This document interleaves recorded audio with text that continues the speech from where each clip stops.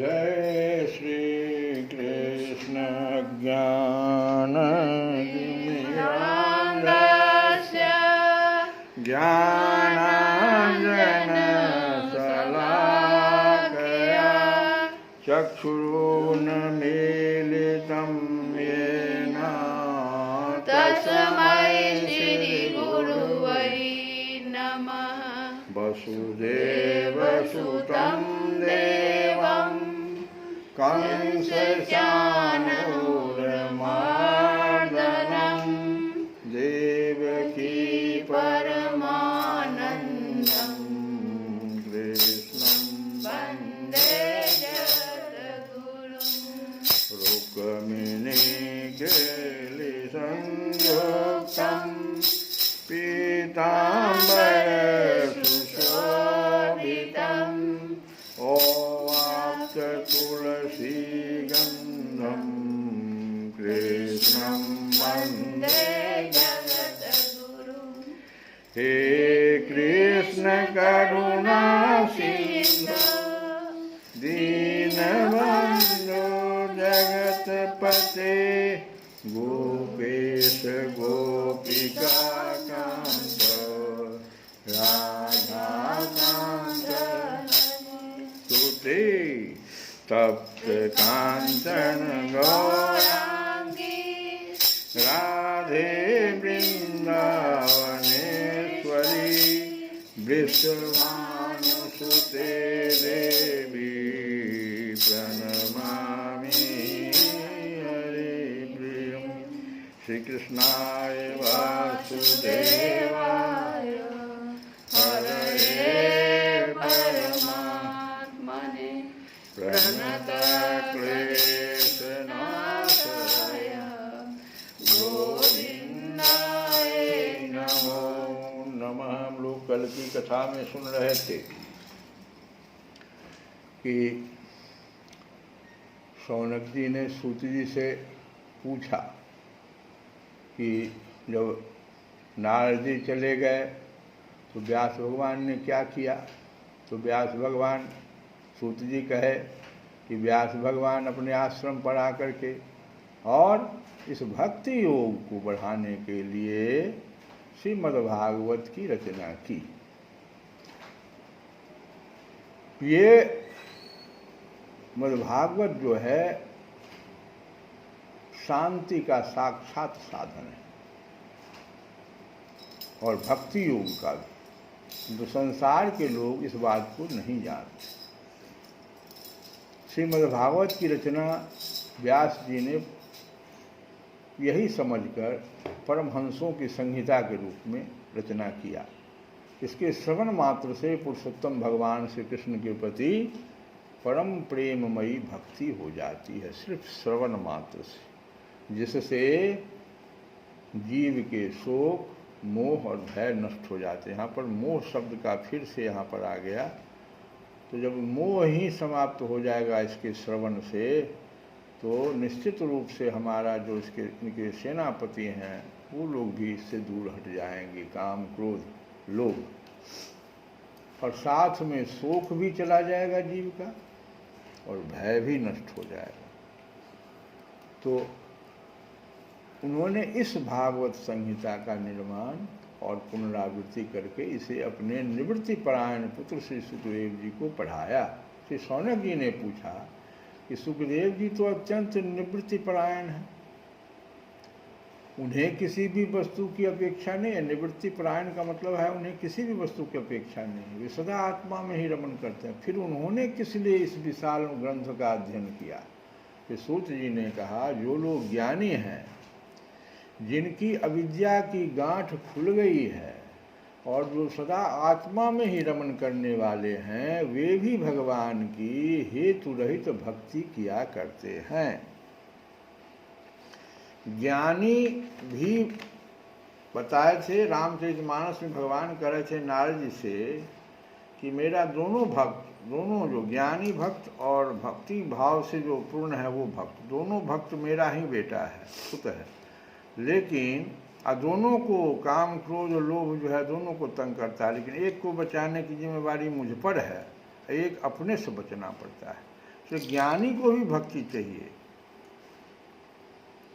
यही कहा जा रहा है कि जो लोग ज्ञानी हैं, जिनकी अविद्या की गांठ खुल गई है और जो सदा आत्मा में ही रमण करने वाले हैं, वे भी भगवान की हेतु रहित भक्ति किया करते हैं, क्योंकि भगवान के गुण ही ऐसे मधुर हैं जो सबको अपनी ओर खींच लेते हैं।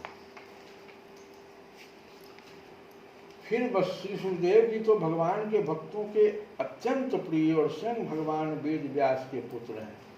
भगवान के गुणों ने उनके हृदय को अपनी ओर खींच लिया और उन्होंने उनसे विवश होकर ही इस विशाल ग्रंथ का अध्ययन किया।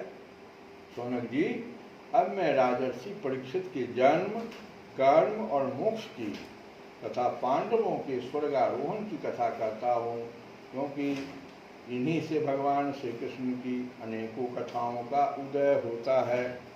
अब जो कथा चलेगी वो परीक्षित के जन्म, कर्म और मोक्ष की तथा पांडवों के स्वर्गारोहण की कथा, क्योंकि इन्हीं से भगवान श्री कृष्ण की अनेकों कथाओं का उदय होता है। जिस समय महाभारत युद्ध में कौरव और पांडव दोनों पक्षों के बहुत से वीर गति को प्राप्त हो चुके थे और भीमसेन की गदा के प्रहार से दुर्योधन की जांघ टूट चुकी थी, तब अश्वत्थामा ने अपने स्वामी दुर्योधन का प्रिय कार्य समझकर द्रौपदी के सोते हुए पुत्रों के सिर काट कर उसे भेंट किए।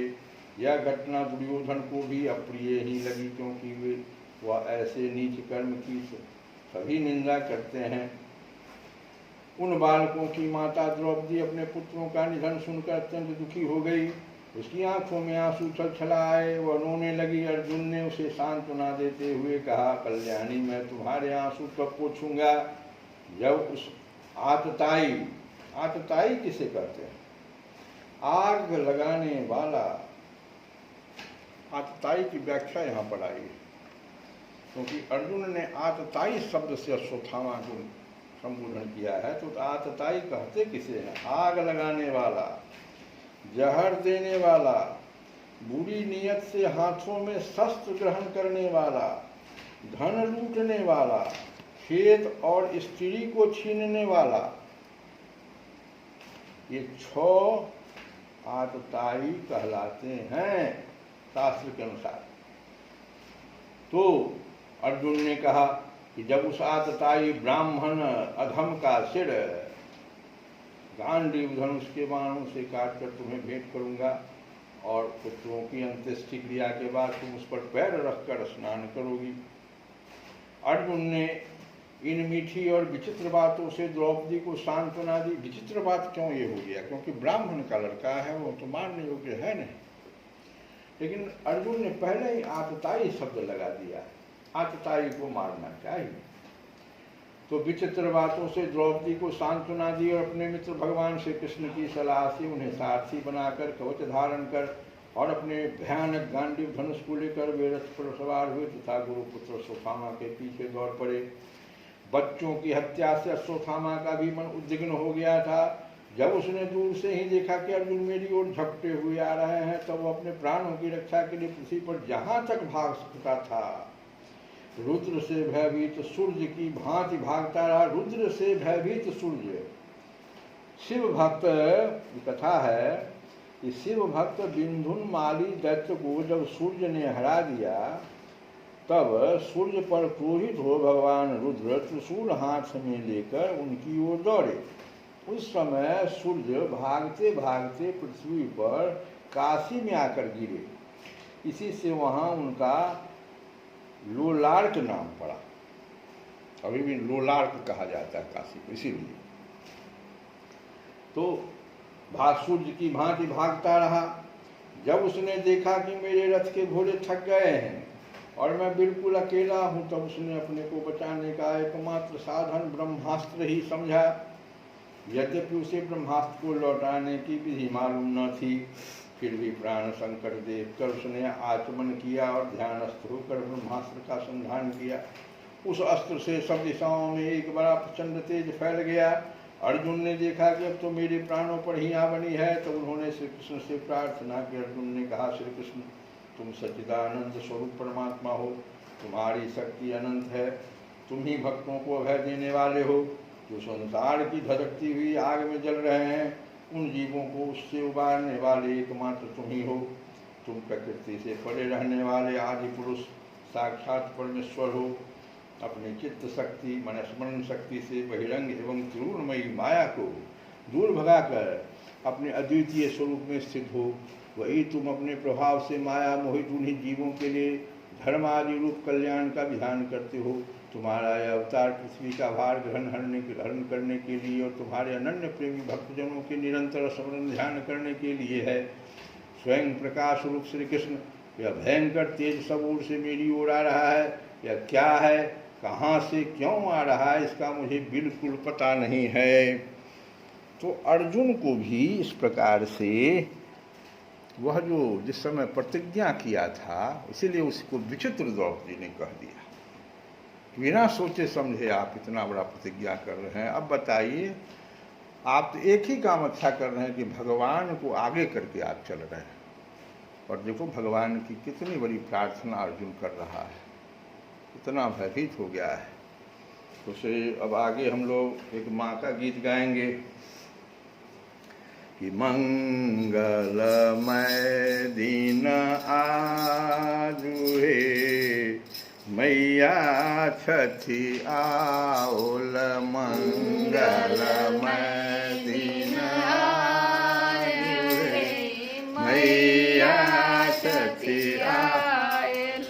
मंगलमय दिन आजु हे मैया छठी आयल। धन धन जागल भाग रे, धन धन भागल भाग हे। घर कलश बैठायल। धन धन जागल भाग हे, घर कलश बैठायल। मंगलमय दिन आजु हे मैया छठी आयल।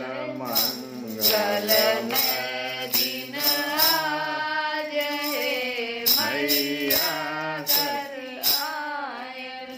पहली पूजा मसल पुत्री के, पहली पूजा मसल पुत्री की। दोसर पूजा ब्रह्मचारिणी माँ के, दोसर पूजा ब्रह्मचारिणी माँ की। अतः तेसर चंघंटा माई हे मोर घर में पधारल। तेसर चंघंटा माई हे मोर घर में पधारल। मंगलमय दिन आज हे मैया छठी आओल। मंगलमय दिन आज हे हे मैया छठी आयल।